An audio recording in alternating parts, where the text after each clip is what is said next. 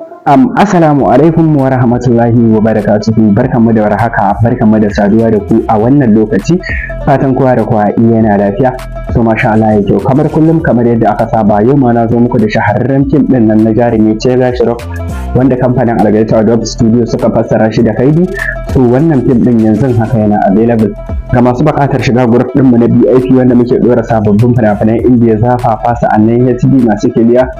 To za ku iya ku yi mana magana a kan lambar wayar mu da suke kan sikirin ɗin fassan nan a domin ganin mun sanar da ku yadda tsare-tsaren shiga group ɗin mu yake.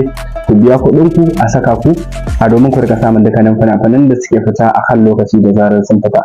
Sa'annan ga masu buƙatar shiga group ɗin mu na Algaita Films Movies, to insha Allah kuma za ku iya ku ɗaukar lambar wayar mu yi mana magana a domin ganin mun saka ku cikin group ɗin mu na Algaita Movies wanda a cikin shi kowane rana muna ɗora fina-finai sama da guda 2 zafafa, sababbi da kuma tsofaffi na Algaita ga baki ɗaya insha Allah. Ga masu buƙatar shiga to za ku iya ku ɗauki lambar wayar mu ku yi mana magana directly.